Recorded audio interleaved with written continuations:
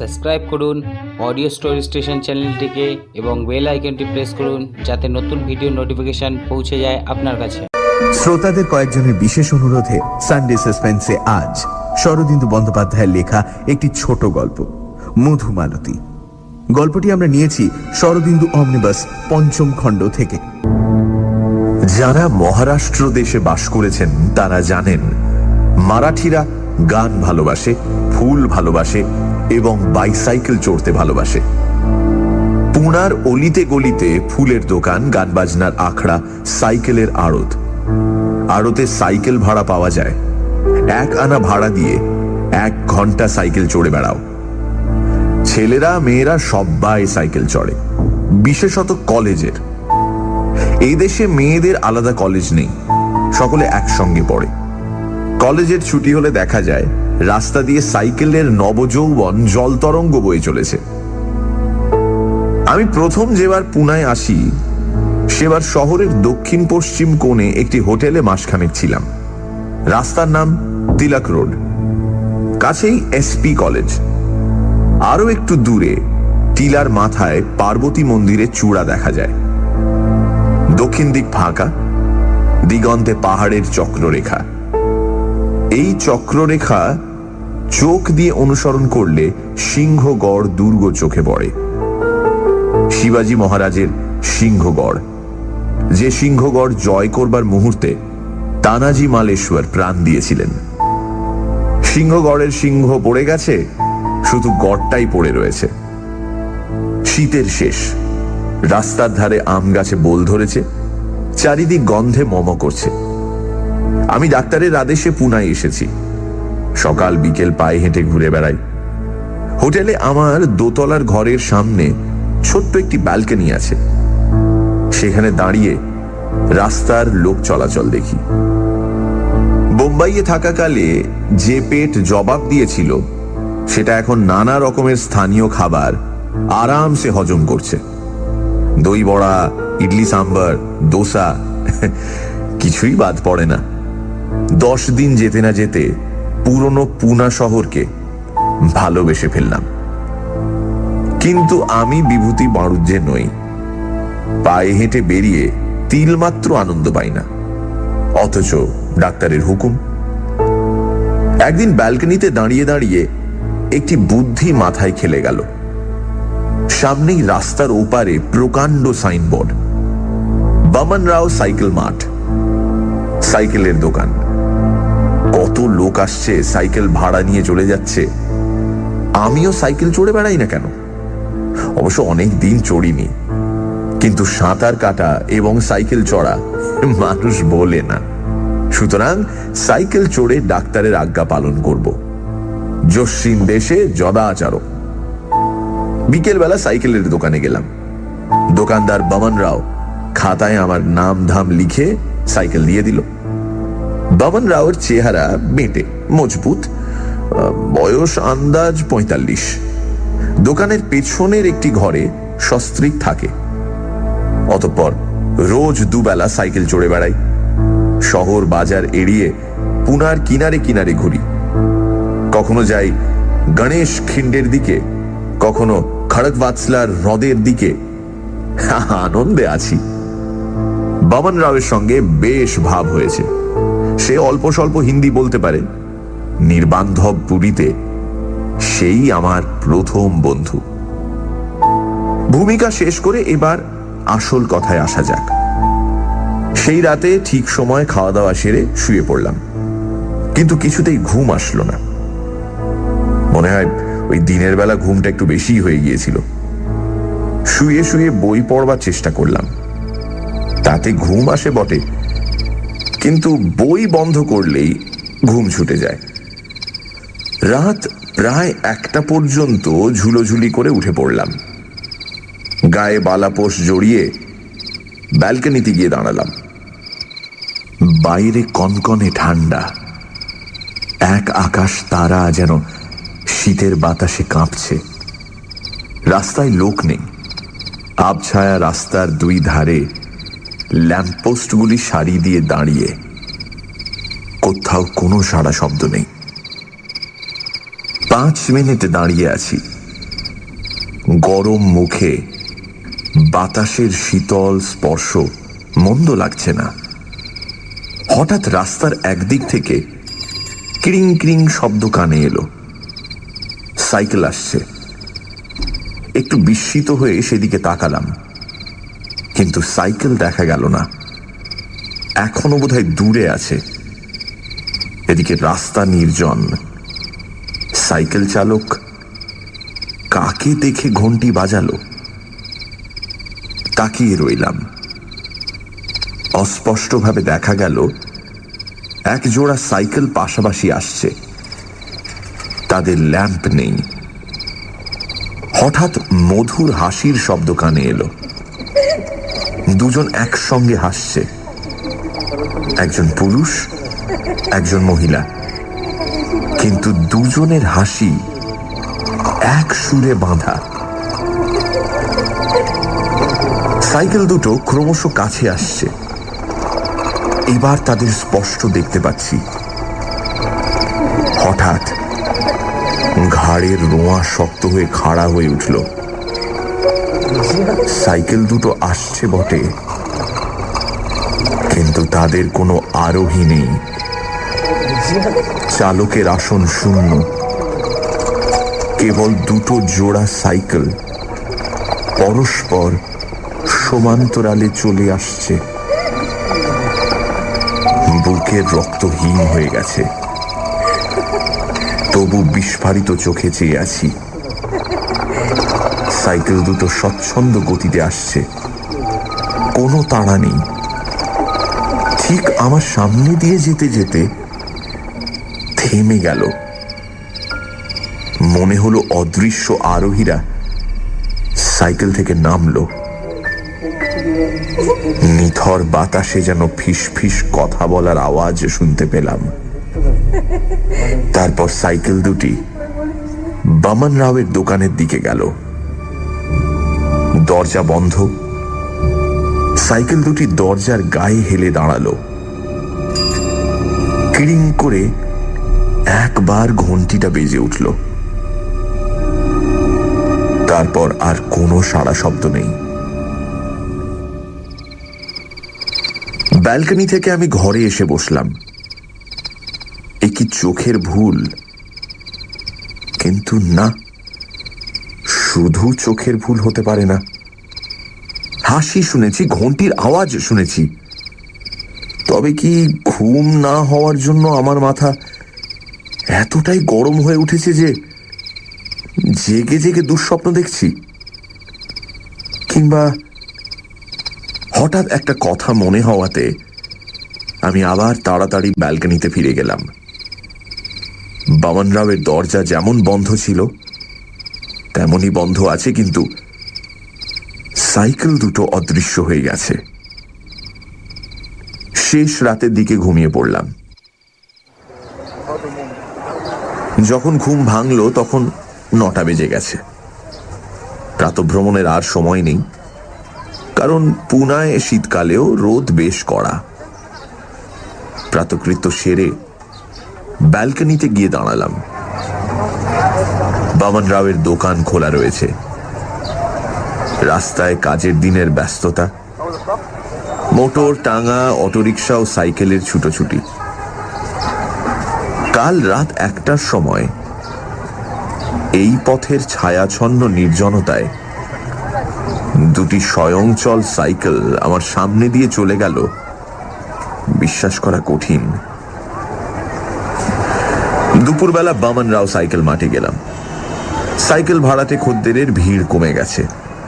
বামন রাও মোটা একটা খাতায় হিসেব লিখছে।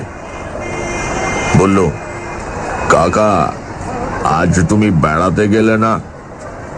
মারাঠিরা যাকে খাতির করে তাকে কাকা বলে ডাকে, কিন্তু সকলকেই তুমি বলে।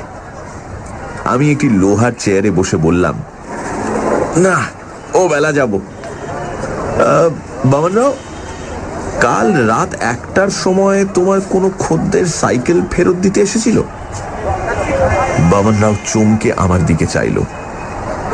তারপর যেন চিন্তা করছে এমনই ভাবে ঘাড় উঁচু করে গাল চুলকোতে চুলকোতে বলল, কই না তো। এ কথা কেন জিজ্ঞেস করছো কাকা? বললাম, কাল রাতে আমার ঘুম হচ্ছিল না, ব্যালকনিতে এসে দাঁড়িয়েছিলাম, মনে হলো কারা দুটো সাইকেল রেখে চলে গেল। সাইকেলে যে আরোহী ছিল না সে কথা বললাম না। বামন রাও খাতার উপর চোখ রেখে ধীরে ধীরে বলল, তুমি ভুল দেখেছো কাকা, অত রাতে কে সাইকেল ফেরত দিতে আসবে? মারাঠিরা রাত 10টার মধ্যে সব ঘুমিয়ে পড়ে। তোমারও বেশি রাত জাগা ভালো নয়, কাহিল শরীর, আবার অসুখে পড়ে যাবে। দেখলাম বামন রাও সত্যিটা গোপন করছে, তার মানে নিশ্চয়ই ভেতরে কিছু আছে। যাই হোক, তাকে আর প্রশ্ন করলাম না, চলে এলাম। কিন্তু মনে মনে স্থির করলাম, আজ রাতেও পাহারা দেব। দুপুরে বেশ খানিকটা ঘুমিয়ে নিয়ে বিকেলে বামন রাওয়ের সাইকেল নিয়ে বেড়াতে বের হলাম। বামন রাও আমার দিকে বাঁকা চোখ নিয়ে তাকালো। তার ভাবগতিক দেখে সন্দেহ আরো দৃঢ় হলো। যদি কিছুই নয়, তবে লোকটা এমন ঘটি চোরের মতো তাকাচ্ছে কেন?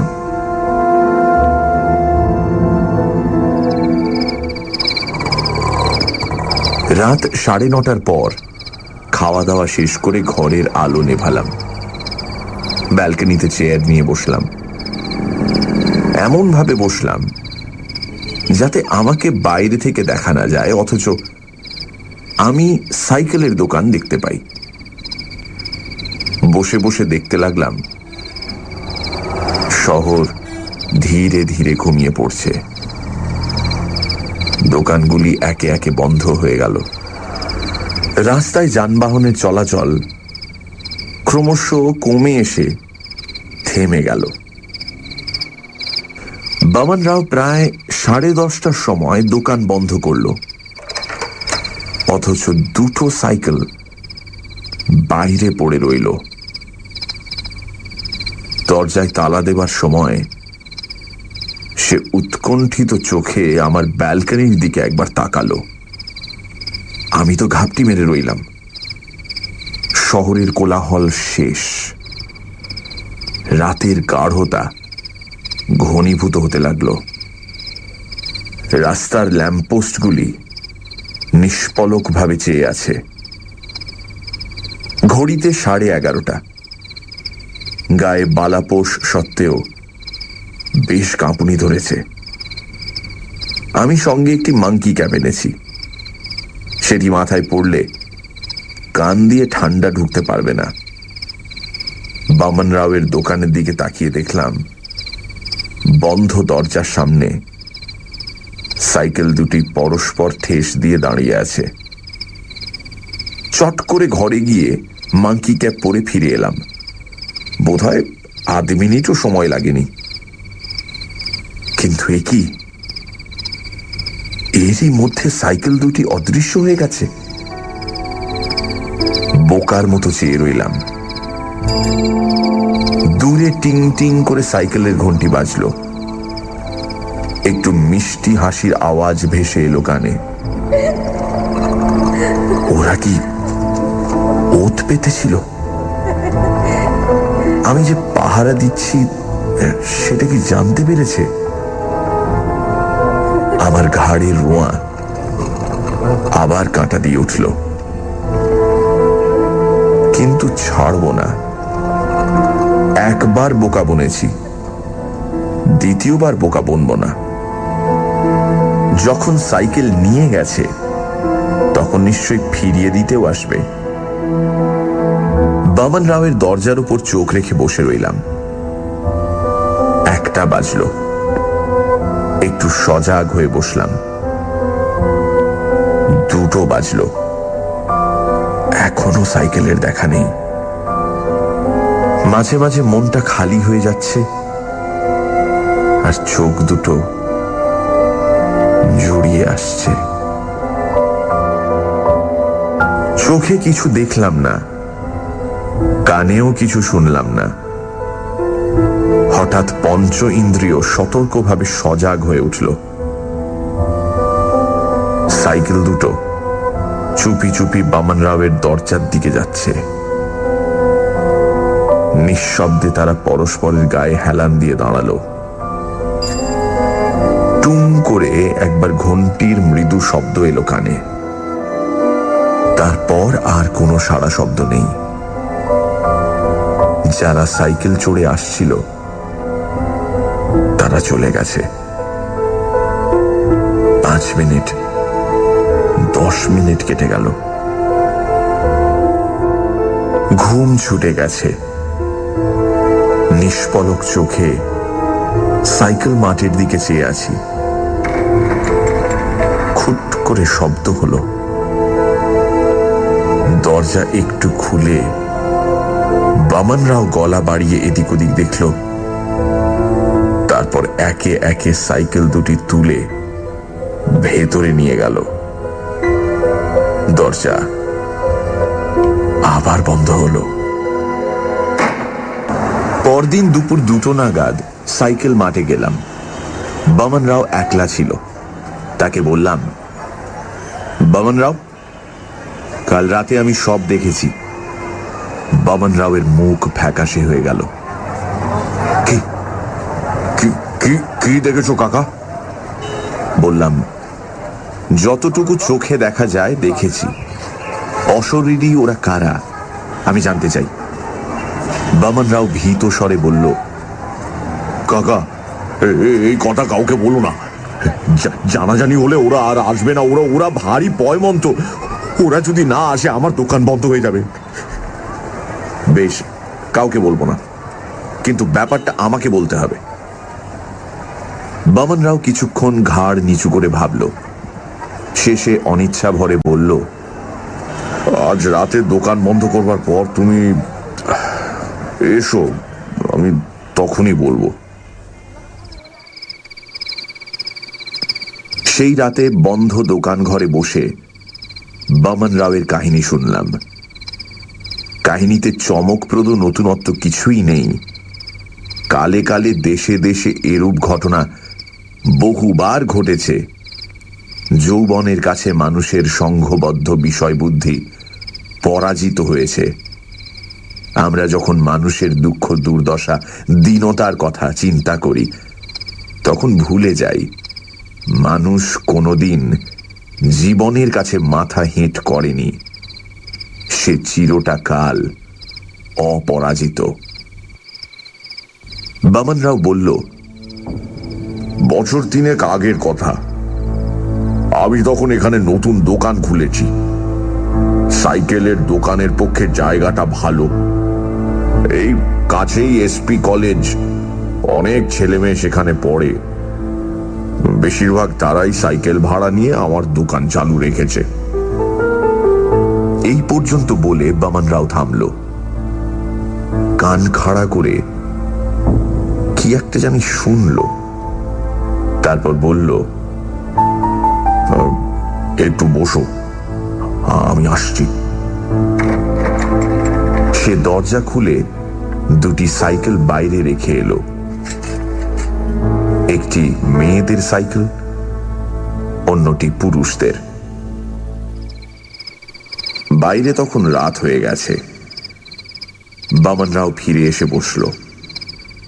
তার স্ত্রী 2 বাটি গরম চা রেখে গেল। একটি বাটি আমার দিকে ঠেলে দিয়ে এবং অন্যটি নিজের কোলের কাছে টেনে নিয়ে বামন রাও আবার বলতে শুরু করল, এসপি কলেজে একটি ছেলে পড়তো, তার নাম মধুকর। বোধহয় উঁচু ক্লাসে পড়তো। আমি যখন তাকে দেখি তখন তার বয়স 21-22। চমৎকার চেহারা আর টকটকে রং, লম্বা ছিপছিপে গড়ন। মারাঠিদের মধ্যে এমন দেখা যায় না, যেন ময়ূর বাহন কার্তিক। খুব ভালো ক্রিকেট খেলতে পারত। আমি দোকান খোলবার পর মধুকর প্রায়ই আসতো। তার নিজের সাইকেল ছিল না, হেঁটে কলেজে আসতো। কোথাও বেড়াতে যাবার ইচ্ছে হলে আমার কাছ থেকে সাইকেল ভাড়া নিয়ে যেত। কত ছেলেই তো আসে, কিন্তু মধুকরের চেহারায় এমন একটি মিষ্টতা ছিল, এই ব্যবহারে এমন শান্ত ছেলে মানুষই ছিল, যা সচরাচর চোখে পড়ে না। বড় বংশের ছেলে, চিৎপাবন ব্রাহ্মণ, কিন্তু শরীরে এতটুকু অহংকার ছিল না। একদিন মধুকরের সঙ্গে একটি মেয়ে এলো। সম্প্রতি স্কুল থেকে পাশ করে কলেজে ঢুকেছে। আর ছোটখাটো মেয়েটি, বয়স বড় জোর 17। মধুকরের মতো সুন্দর নয়, কিন্তু ভারী মিষ্টি নরম চেহারা। নাম মালতী। মধু আর মালতী দুটি সাইকেল নিয়ে চলে গেল। এদেশে মেয়েদের পর্দা নেই, কোনো দিন ছিল না। উত্তর ভারতের এই ম্লেচ্ছ বর্বরতা মারাঠা দেশ কখনো স্বীকার করে নেয়নি। আমাদের ছেলে মেয়েরা একসঙ্গে স্কুলে কলেজে পড়ে, একসঙ্গে খেলাধুলো করে। এখানে ছেলে মেয়েরা চোখাচুকি হলেই প্রেমে পড়ে না, কিন্তু যখন সত্যি প্রেমে পড়ে তখন মা বাপকে গিয়ে বলে, মা বাপ বিয়ে দেন। একটি ছেলে আর একটি মেয়ে একসঙ্গে ঘুরে বেড়াচ্ছে দেখলে কেউ কিচ্ছু মনে করে না, টিপ্পনিও কাটে না। যা হোক, মধু আর মালতী মাঝে মাঝে আসে, সাইকেল নিয়ে বেড়াতে বেরোয়, আবার সন্ধ্যের পর সাইকেল ফেরত দিয়ে যায়। অন্য ছেলে মেয়েরাও আসে। কাছে পিঠে অনেক খোলা জায়গা আছে, যেখানে একটু সবুজ ঘাসের টুকরো পায় সেখানে বসে দুদণ্ড গল্প সল্প করে, তারপর যে যার ঘরে ফিরে যায়। বামন রাও চুপ করলো, আবার কান খাড়া করে শুনল, তারপর নিচু গলায় বলল, ওরা সাইকেল নিয়ে গেল। আমার কৌতূহল হলো, দরজা খুলে উঁকি মারলাম। সাইকেল দুটো সত্যি অদৃশ্য হয়েছে। ফিরে এসে বসলে বামন রাও বলল, যাও, তারপর শোনো। একদিন অন্য দুটি কলেজের ছেলে নিজেদের মধ্যে কথাবার্তা বলছে শুনতে পেলাম। মালতীও খুব বনেদি ঘরের মেয়ে, কিন্তু দুই বংশে ভীষণ শত্রুতা। আজকের শত্রুতা নয়, কিন্তু সেই পেশোয়াদের আমল থেকে চলে আসছে। সেকালে দুই পক্ষের রাস্তাঘাটে দেখা হলে ছোড়াছুরি চলতো, এখন দুপক্ষ মুখ ফিরিয়ে চলে যায়। তারা যদি জানতে পারে মধু আর মালতী একসঙ্গে সাইকেল চড়ে বেড়াতে যায়, এক কুরুক্ষেত্র কাণ্ড হবে। কিছুদিন পরে দেখলাম মধু আর মালতী সাবধান হয়েছে, একসঙ্গে দোকানে আসে না। সন্ধ্যের পর মধু দুখানা সাইকেল নিয়ে যায়, মালতী বোধহয় আড়ালে কোথাও লুকিয়ে থাকে। তারপর সকলের চোখ এড়িয়ে দুজনে বেরোয়। ওদের বাড়ির লোকেরা বোধহয় কিছু সন্দেহ করেছিল। একদিন রাতে 8:30টার সময় তারা সাইকেল ফেরত দিতে এসেছে। দুজনের মুখ তৃপ্তিতে ভরা। মালতী একবার মধুকরের মুখের দিকে তাকালো। সেই চাউনি দেখে বুঝতে পারলাম, হে শুধু যুবক যুবতীর মধ্যে সহজ বন্ধুত্ব নয়, মালতীর বুক মধুতে ভরে উঠেছে। কাকা, আমার বয়স হয়েছে, ভালোবাসাবাসির ব্যাপার অনেক দেখেছি। দুটি ছেলে মেয়ের মধ্যে ভালোবাসা হলো, তারপর যখন তারা দেখলো বিয়ে হবার নয়, তখন 2-4 দিন কান্নাকাটি করলো, মন খারাপ করে রইল, ক্রমে আবার সব ঠিক হয়ে গেল। এটা কিন্তু সে জিনিস নয়, এ একেবারে জীবন মরণের ব্যাপার। মধু আর মালতী প্রাণ দেবে, তবু পরস্পরকে ছাড়বে না। হঠাৎ একদিন ওদের যাওয়া আসা বন্ধ হয়ে গেল। 10 দিন আর মধুর দেখা নেই। তারপর একদিন দুপুরবেলা মধু এলো, বলল, একটা সাইকেল দাও তো, একটু ঘুরে আসি। দেখলাম তার মুখ চোখ শুকনো, চুল রুক্ষ, যেন কতদিন স্নান করেনি, খায়নি। আমি বললাম, একটা সাইকেল? সে বলল, হ্যাঁ, মালতীকে ওরা কলেজ থেকে ছাড়িয়ে নিয়েছে, বন্ধ করে রেখেছে। মধু দুই হাত মুঠি করে কিছুক্ষণ ঘোলাটে চোখে চেয়ে রইল, তারপর সাইকেল না নিয়েই চলে গেল।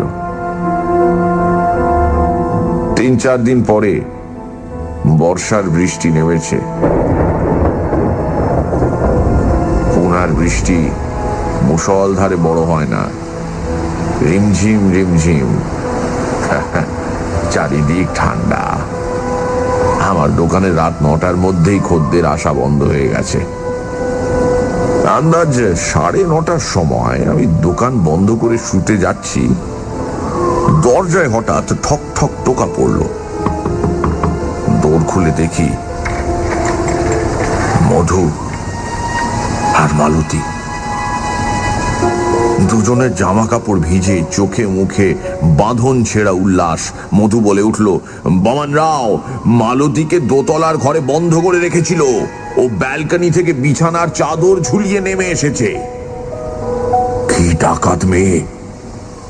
মালতীর দিকে চেয়ে দেখলাম তার মাথার চুল ভিজে, মুখে বিন্দু বিন্দু জলের ছিটে লেগেছে, কাপড় চোপড় একটু এলোমেলো। সে আমার মুখ টিপে হাসছে। আমি হতভম্ব হয়ে বললাম, পালিয়ে এসেছে? তারপর? মধু বলল, তারপর আর কি, একটু বেরিয়ে টেরিয়ে আবার নিজের ঘরে উঠে শুয়ে থাকবে, কেউ জানতে পারবে না। মধু জোরে হেসে উঠল, দাও দাও, শিগগির সাইকেল দাও। এই বর্ষার রাতে বেড়াতে বেরোবে? বর্ষা কই? এর নাম কি বর্ষা? দাও সাইকেল। দুজনে সাইকেল নিয়ে বেরিয়ে গেল। আমি হতবুদ্ধি হয়ে দাঁড়িয়ে রইলাম। মনে হলো আমিও ওদের প্রেমের ষড়যন্ত্রে শরিক হয়ে পড়েছি। তারপর বার 3 ওরা সাইকেল নিয়ে বেরিয়েছিল। আমি দোকান বন্ধ করবার পরে এসে দৌড়ে টোকা দিত, সাইকেল নিয়ে বেরিয়ে যেত। ঘন্টাখানেক পরে ফিরে এসে সাইকেল রেখে বাড়ি ফিরে যেত। আমি ওদের দেখতাম আর ভাবতাম, কি দুঃসাহসী ওরা! হ্যাঁ, একবার যদি ধরা পড়ে তাহলে আর রক্ষে থাকবে না। এরকম ব্যাপারে মেয়ে পক্ষেরই অপমান বেশি। ওরা যদি ধরা পড়ে যায় তাহলে মধুকে প্রাণে বাঁচতে হবে না। হলো তাই। এ ব্যাপার বেশি দিন চলল না। একদিন রাতে 11টার সময় আমার দরজায় খুব জোরে ধাক্কা পড়ল।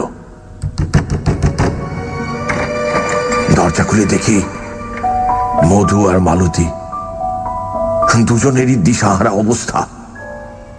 মধু বলল, বামানাও শিগগির সাইকেল দাও, ওরা জানতে পেরেছে।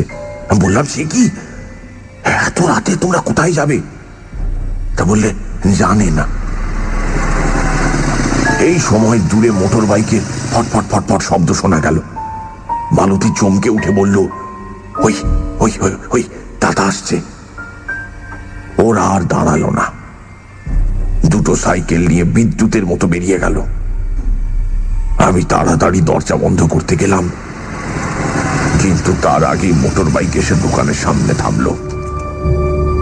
আরোহী চড়া গলায় আমায় জিজ্ঞেস করলো, একটা মেয়ে আর একটা ছেলে এখান থেকে সাইকেল নিয়ে গেছে? আমি ঢোক গিলে বললাম, হ্যাঁ। সে প্রশ্ন করলো, কোন দিকে গেছে? বললাম, তা তো দেখিনি। লোকটা লাফিয়ে সামনে এসে দাঁড়ালো। তার কোমরে একটা খাপ শুদ্ধ ছোড়া গোঁজা রয়েছে, ভারী জোয়ান চেহারা, কিন্তু মুখের আদল থেকে চেনা যায় মালতীর দাদা। সে আমাকে ধমক দিয়ে বলল, তুই নিশ্চয়ই জানিস, বল বল তারা কোথায় গেছে? কাকা, আমি মারাঠি, মিষ্টি কথার গোলাম, কিন্তু চোখ রাঙিয়ে আমাকে কেউ ভয় দেখাতে পারে না। আমি একটা স্প্যানার তুলে নিয়ে বললাম, যাও যাও আমার দোকান থেকে, নইলে মাথা ফাটিয়ে দেব। এই সময় আর একটা মোটর বাইক এসে দাঁড়ালো। তার আরোহী ডেকে বলল, জয়ন্ত, খবর পেয়েছি ওরা সিংহগড়ের দিকে গেছে, মালতীর ভাই এক লাফে গিয়ে নিজের মোটর বাইকে বসলো। দুটো মোটর বাইক গর্জন করে ছুটে বেরিয়ে গেল। সেই রাতে আমি আর কিছু দেখিনি। পরে জানতে পেরেছিলাম মধু আর মালতী সিংহগড় পর্যন্ত পৌঁছতেই পারেনি। তারা যখন খাড়াকবাচলা হ্রদের পাশ দিয়ে যাচ্ছিল, সেই সময় পিছনে মোটর বাইকের গর্জন শুনতে পায়। তারা সাইকেল শুদ্ধ হ্রদে লাফিয়ে পড়েছিল। বামন রাও কিছুক্ষণ চুপ করে রইল।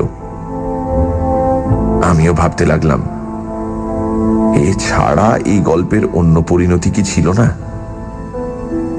যারা পরস্পরকে একান্তভাবে চায় তারা ব্যর্থ হয়ে আত্মহত্যা করে কেন? প্রেম কি তবে একটা সাময়িক উন্মাদনা? কিংবা সংসার এত প্রেম পছন্দ করে না, তাই তার এই পরিণাম? কিন্তু গল্প এখনো শেষ হয়নি। বললাম, তারপর বামন রাও একটা নিঃশ্বাস ফেলে চোখ তুলল। তারপর দিন 10 কেটে গেল। ওদের মৃত্যু নিয়ে শহরে বেশ হইচই হয়েছিল। সেটাও ক্রমে নিভে গেল। দুটি অপরিণত বুদ্ধি ছেলে মেয়ের হঠকারিতার কথা কে বেশি দিন মনে করে রাখে? দৈনিক কাগজে খানিক লেখালেখি হলো, সাপ্তাহিক পত্রিকায় কবিতা বেরোলো, তারপর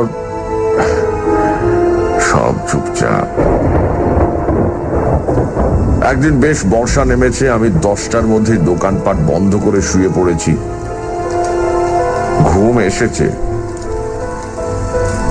এমন সময় দৌড়ে খুটখুট শব্দ হলো। তন্দ্রা ছুটে গেল। আমি ধড়মড়িয়ে উঠে বসলাম। ঠিক মধু যেভাবে টোকা দিত, সেই টোকা। কিছুক্ষণ চুপ করে বিছানায় বসে রইলাম। আবার টোকা পড়ল। তখন উঠে দরজা খুললাম। বাইরে কেউ নেই। টিপ টিপ বৃষ্টি পড়ছে। জনমানুষ নেই। দরজা বন্ধ করে যেই পিছু ফিরেছি, অমনি আবার টোকা পড়ল। আবার দরজা খুললাম, কিন্তু কেউ নেই। গায়ে কাঁটা দিয়ে উঠল। এইরকম 5 হবার পর বুঝতে পারলাম ওরা এসেছে। সাইকেল চায়। দুটো সাইকেল বাইরে রেখে দৌড় বন্ধ করে দিলাম। আর টোকা পড়ল না। 10 মিনিট পরে দরজা খুলে সন্তর্পণে গলা বাড়ালাম। সাইকেল অদৃশ্য হয়েছে। ঘন্টাখানেক বাদে বাইরে কিড়িং শব্দ হলো। দরজা খুললাম। সাইকেল ফিরে এসেছে।